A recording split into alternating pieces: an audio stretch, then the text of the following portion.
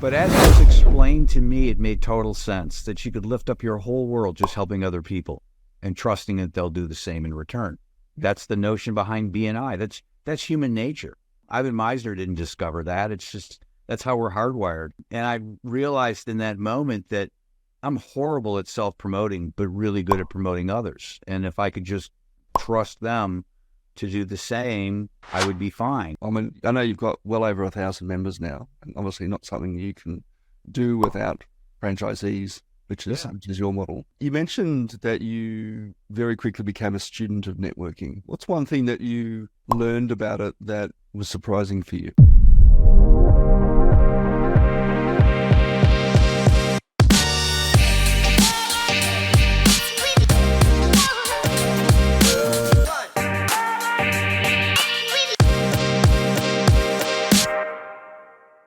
Hey guys, welcome back to another episode of More Clients, Less Effort. I'm joined by the amazing Frank Agin today. Frank works to empower small businesses to achieve more by helping them create dynamic professional relationships. He does this by operating a membership-based referral program called Spirit Business Connection and shares insightful content via his podcast, articles, and books. And you can learn more about Frank at frankagin.com. And one thing I want to pull out here as well, Frank, you also won a monthly free networking event called the Networking Hub, where we met. Actually, we met through LinkedIn, but got me along to Networking Hub, which is a fantastic event every month, and at a very convenient time for us here in Australia and you there in the US. Well, that's what I love about it. I just had a conversation with somebody like, is that local? I'm like, no, it's not. It's really not anymore. What's her name? Wendy Corner, who's jumps in. She's from the other side of Australia. She says, I'm going to be in Kuala Lumpur this month. Can I come in? I'm like, hell yeah. It's the same time zone. So well, I think that's one of the things that Zoom has really enabled us to do. Certainly online communications like Zoom and Teams and Google Meets. And I'm sure there's a bunch of other ones out there as well. And I think particularly over COVID has really allowed a deeper level of connection internationally, hasn't it? Oh, absolutely. Yeah, I tell people the only two things that Zoom can't fix is one, time. I mean, they're just parts of the day that you and I can't talk, right? I mean, one of us is in bed. Yeah, the other thing, 4 a.m. Yeah. The other thing that Zoom won't fix is I have no idea how tall people are, right? I mean, it's just, you run into them in person. It's like, man, you're really tall, or wow, you're really short. But we're all 6'2" on Zoom. So yeah, absolutely. Well, actually, I'm pretty close to 6'2", just for reference. I think one of the things I love about Zoom is also, particularly for networking events, you can literally, it's a 20-meter commute from your bedroom to your office there, and you can get away with wearing your pajamas, which is probably something you couldn't do at a face-to-face networking. No. Well, you could if you sold pajamas or just really wanted to create talking points. Or just wanted to turn people off or whatever. Yeah, it's a new fashion, though, Frank. I did actually see two women out yesterday who were wearing something that quite looked like pajamas. Yeah. But that aside, you weren't always a networking guru, though. You were I really had no idea what networking was. My parents were educators. My dad was a professor. My mom taught high school, and I was always kind of brought up on the notion that you go to school, you do well, and accumulate degrees, and the world is your oyster. And I followed that path. Went to undergrad, went to law school, got an MBA, started my career in a very prestigious accounting firm doing tax consulting. It was a great job. It was a great pay. It was great everything. I just didn't want to do taxes for the rest of my life and decided I would leave to go into private practice. And a funny thing happened to me when I went into private practice, and the funny thing was nothing. I had no idea. I just figured people would start calling me. Oh, he's out there. And it doesn't work that way, as you well know, as we both know. And so I really was deathly afraid for about a month or so because I just didn't know what I should be doing. And it's a little complicated, at least in the United States, because attorneys aren't allowed to be calling people. We're not allowed to just pick up the phone and call somebody and solicit. You have to wait for the phone to ring. So sorry, I said marketing, right? What's that? Very good at what you do. You just hope someone recognizes your expertise. Right. From you.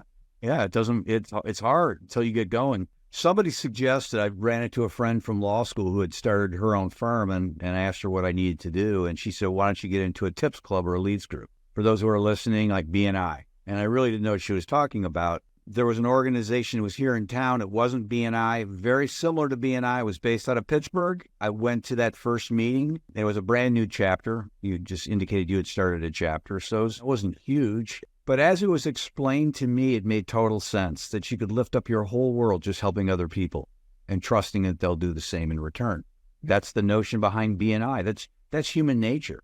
Ivan Meisner didn't discover that. It's just, that's how we're hardwired. And I realized in that moment that I'm horrible at self-promoting, but really good at promoting others. And if I could just trust them to do the same, I would be fine. And it's not Hollywood, right? It's not 2 hours later, all my problems are solved. But I finally found a way that I could get some traction. And this is the mid 90s, and just really took to it like a fish to water, started doing really well. And there's a longer version to the story, but at one point had an opportunity to buy it. And I did, and stopped practicing law. And this is in 2003, became what I call a student of networking. Why does networking work? Why doesn't it work? Why do people get referrals? Why don't people get referrals? And there are answers to all of it. Luck is not the answer at all. So I have been building this organization. It's very similar to BNI, and continue to grow it across the United States. Yeah. What was it about the networking thing? Because I'm sure your parents at this stage going, "You're an idiot, Frank. What are you doing?" Yeah. Right? You're giving up this law practice, okay? And probably something that makes every parent proud. It's like, my son's a lawyer, right? Yeah. My son's in private practice, and leap into this other thing, right? Presumably it's got a few members at this stage, so it's turning up a little bit of revenue. What was it about that shift completely out of everything you'd known into this business that was both exciting and terrifying for you? Yeah, I really had the conversation with my wife. I was self-employed at that point, and my dad was already kind of beside himself. I have a brother and a sister, and we all went self-employed. And he was of the mindset that you get a job in a university or something. It was like, "You're all crazy. What did I do?" Right. What did I do? What did I do? You're all adopted. Who's the father? But really having a conversation with my wife and just saying, if I practice law, I know where I'll be 30 years from now. And it's not a bad existence. Yeah. I mean, it's very prestigious. It's not, but I know where I'll be. I know what I'll be doing. It'll be comfortable, safe. Yeah. But if I do this, I have no idea what's on the horizon. And that's exciting. I would not be talking to you. I don't mean that in a bad way, but I would just be in a whole different pond of people doing a whole different thing. And it's just, it opened doors I didn't know were existed. And yeah, I look at some of my friends who are attorneys and wow, what a neat life. But I'm sure they look at me and say, wow, what a neat life. I'm going to court today again. And it's a whole new existence. Yeah. Yeah. It's one of my things. I'm like, probably the same thing. I got out of uni in IT and jumped into the corporate career, the government career, then the corporate career. And then I'm going, this is not right. Something doesn't quite sit well with me. And same as you, right? Parents in professional services, grandparents in professional services, as far back as I can remember, and yeah. No, everyone was in a corporate career of some description, working for them. And for some reason, that just didn't fit me either. In fact, I love this poem. You probably heard of it, like The Road Not Taken by Robert Frost. Yeah. Two roads diverged in a yellow wood, and I couldn't travel both, right? But Yep. I stood at this crossroads and decided which road I could take, and effectively looked down one as far as I could go, looked down the other as far as it could go. Yep. And I took the road less traveled by, and that's made all the difference. And it has, right? We get to this point in our life where, obviously that's paraphrasing a much longer poem, but we get to this crossroads in life and go, I can see this one. Yeah. It'll be comfortable, but I reckon I might be a bit bored with this. Yeah. Well, I looked at it that, and again, the United States, law schools are putting out attorneys by the thousands every year. You're really a glorified plumber. You come in, you fix somebody's toilet or sink, and you give them a bill, and you're on to the next thing. And I'm not disparaging it at all. It's just not exciting. So it's not all TV. It's not all Suits and Boston Legal. No, not at all. Yeah. I know. We wish it was, but the legal dramas aside. Yeah. What was the terrifying thing for you? What was that thing you felt like you had to talk to your wife about and say, am I being an idiot? Am I making the right choice here? Well, I think the terrifying thing was I was so confident. Okay. Explain that to me. Well, because I was buying a business that was already in existence. I was going to put my fingerprints all over it. I had to change the name. It had a very generic name, and by contract, by agreement, I had to change the name. But I was just, and I was already helping a lot of these groups, and everything seemed, I cannot miss, right? I cannot miss. But if anybody who's a fan of sports or just business, I mean, there are just things that come out of nowhere. What's that thing coming out of nowhere that I don't know about? And that was the thing that scared me. It's just you don't know what you don't know. And there have been things along the way, Tim, nothing huge. I think the early on thing was when I first took over, about 25% of the organization left. Not immediately, but pretty quickly, because they were just of the mind that, oh, wait a minute, this was based out of Pittsburgh. Now this local attorney guy is taking it over. It can't possibly be better. Yeah. But they didn't know that the woman who was running it was really running it out of her condo, one room. And when it was, I had I got people here. It's my office. It really wasn't a better position here. I had a bigger vision for it than she did, but you can't explain that away. Especially with the organization's large, you're not talking to everybody. Yeah. Every day. Yeah. I mean, I know you've got well over 1,000 members now, and obviously not something you can do without franchisees, which is your model. You mentioned that you very quickly became a student of networking. What's one thing that you learned about it that was surprising for you? I don't know if it's necessarily surprising, but just how much science plays into it. There's a lot of great networking books out there, and they throw out these conjectures, right? Have a good handshake, go out and get to know people, small talk. And they really don't understand that there really is stuff behind it. There's actual studies that are behind these things. And I think it was early 2004, my stepmom handed me a copy of a book by a guy by the name of Wayne Baker. Dr. Wayne Baker is a professor at University of Michigan. And that's all the guy studies is human interaction, the psychology of it. And from that, you read one of these books, and a quarter of the book or a lot of the book is all footnotes referencing other studies. I mean, it's like you cannot be done looking at studies at that point. And so I realized there's just so much to why we have relationships and why they're working and why they're not working. Yeah, I think that's the thing. And I must admit, I mean, just to pick up the BNI reference, we don't have Spirit business connections in Australia. We do have BNI though, and I was a member for 6 years previously, left, tried a couple of other networking things, have gone back to it as well. And Dr. Ivan Meisner has this thing he calls give us game, right? Very, very similar to your philosophy there about if we give to other people selflessly, fearlessly, right? Eventually they go, what is it you do? And I'll ask the question. Yeah. In fact, I did hear a story years ago of a guy who did not even pitch his own business. He would get up every single week and talk about other people or about his family or whatever, never about his business. And he closed more business than everyone else in the chapter because eventually people would say, I owe you. Yeah. Right? You're such a good guy. You bring me so much opportunity. I feel like I owe you now. Right? And this idea of give as gain, if you give to people, you get it back. And I, again, student of studies and experimentation, for me, tried it. You walk up and down the room and you say, this is what I'm doing. And when I first joined BNI, I was selling digital advertising in the early noughties, which wasn't a thing.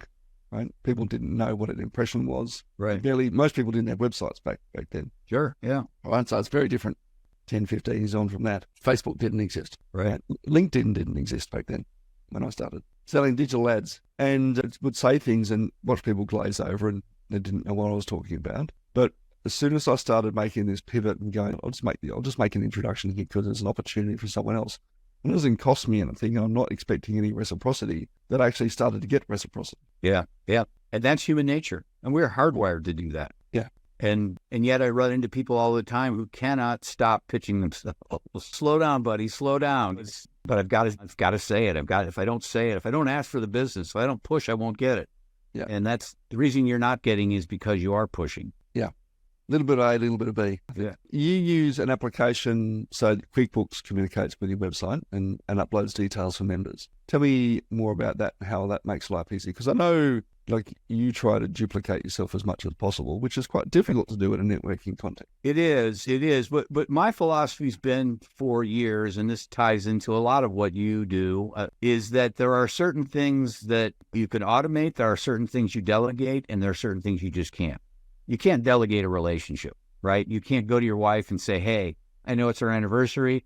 I hired somebody, right? It doesn't work. Could you imagine? I'd take you out tonight. Yeah, it just doesn't work. But there's a lot of necessary evils to business, and they're mainly administrative. And to the extent that you can automate those sorts of things, the better off you're going to be. So what was happening is as the organization is growing, we're getting, and it started out on paper, right? It was very analog. Here's your invoice.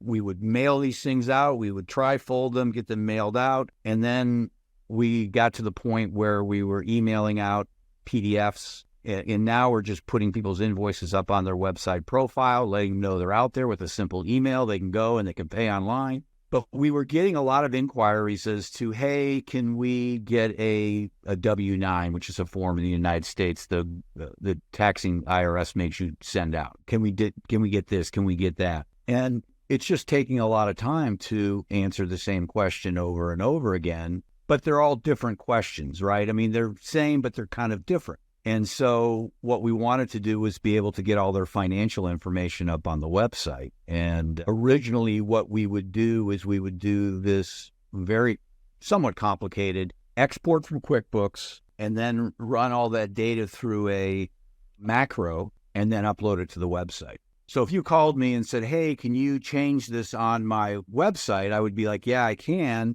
Or on my website page, I can, but it's going to be 3 hours until I do this complicated. I wouldn't say this, but it's going to be 3 hours until I can do this complicated thing because I don't want to do it every moment. And then we stumbled across this software called Let's Sync that basically just taps right into our QuickBooks, and then every 15 minutes it cycles up. And then every 3 hours it cycles down. Anything on the changed on the website comes down to us. So now people can actually change their information, and then it comes down to our files.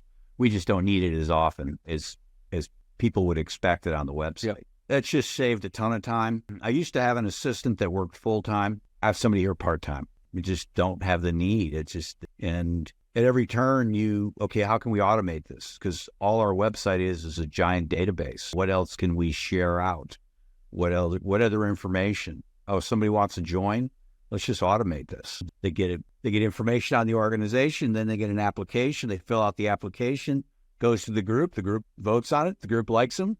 Then they get a payment link. And it's all very automated. But the downside to automation is what we were talking about it earlier, that 0.1% of the time when it's not working, it's like, oh my God, the sky is falling. Yeah. Yeah, I think it's one of those things when one of the messages I try to work with our clients around automation is we will look at really three things, right? One, does this add or detract from the customer experience, and particularly the depth of human relationship? So if it requires a phone call, don't automate the phone call, automate the task to remind someone to make a phone call, right? Or pick up the phone, go and meet someone in person, right? Because ultimately automation is chronic. We want more intimacy at scale. That's the sort of fundamental thing. And you're doing that with your system. And I know you've got another one in your business that allows members to go in and electronically invite other members, right? Make it easy for your members to invite other members. Probably do so. If it's too hard, they probably won't. That's right, yeah. So look at the depth of human relationship we want. Second thing we want to look at is it relatively simple? Is it a relatively simple task?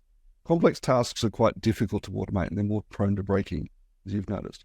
But if you're just copying data from one system to another system, which we do in business, right? But often between our financial systems and our website or some sort of CRM or whatever, we want to automate those as much as possible, right? And the third thing to look at, I think, is frequency. How often does this thing happen, right? So if you've got 1,000 clients who are updating their details, well, yeah, that thing's going to happen a lot. If you're selling movie tickets, that's going to happen a lot, right? Yep. If you're selling out tax forms to every client, that thing happens a lot. Might happen several times a year, right? But if you're looking at a thing that's complex, only happens once a year, and requires a high degree of human interactivity, do not automate it. There's no business case. Well, and we have some of those things in the business where, like every year, this training is supposed to happen in the organization, and we need to mark it down on the website that it happened for a particular chapter. But you're a D&I, you get it. Yeah. And it's like, hey, why don't you automate that? It's like, well, this happens once a year, and it's just a check mark, and why do I don't want to devote money to the website for something that literally it takes an hour every year, right? I mean, it's not a big deal. Yeah. Systemize it and document it so it can be repeated. Absolutely. Right. But may not require automation. Right. Yeah. Yeah, exactly. It may actually cost you more if you automate it than if not. But at some point there's a tipping point, or there's a point where it makes sense. We're just not there yet. Yeah. Frank, what do people choose Spirit over other options? Well, the big thing we try to focus on is referrals. That's why people come to these things. There are a lot of networking groups out there. You probably hear about them all the time. And I tell people that if you get a box of donuts, you can have a networking group. And a lot of people do. And I'm not disparaging anybody. They all kind of serve their purpose. But a lot of them, it's what I call gather and hope. Let's gather people in. Let's hope referrals happen. And when something great happens, let's all point our fingers at it and say, yeah, see, it works. What's happening is working. And what we really try to do is devote our attention to making sure that everybody's getting referrals and learning how to give referrals too. And there are reasons why people don't get referrals. There are really 3 reasons. One, they don't have a relationship. Just joined a group. Hey, you can't expect referrals out of the gate. The second reason is that people do a poor job of explaining what they're selling. Yep. And that's really the big one. That's the huge one. And the third one is that they do a good job explaining it, but it's a topic like life insurance that's really people aren't really comfortable talking about. So they might know somebody who could be a good referral, but they're just kind of sheepish as to what to say. So we spend a lot of time when we work with groups in that middle part of it, just getting people to stop talking about what they do. Hey, I sell digital ads. Well, that's what you do. And talking more about when you do it. Hey, I was working with the local golf course and helped them get an ad. So anytime somebody went on and did search for golf equipment, they were going to be coming up. Their ads were going to be coming up because those are the people they want to get their information out to. Yeah. That's telling people when you do it. Oh, okay. I just don't do it for golf courses. I do it for law firms and plumbers and all these things. And then people, that sticks in people's minds. Whereas just talking about what we do, well, I sell houses. Okay, that's just kind of in one ear out. Yeah, I think that's one of the lessons I've learned from networking is definitely been just telling people who you work with and what you do, right? I sell houses. I work with accountants, right? Does everyone know an accountant? Yeah, of course you do, right? You've probably got an accountant. But then it becomes very difficult to know how do I introduce you into a conversation in a way that seems natural and easy for me, right?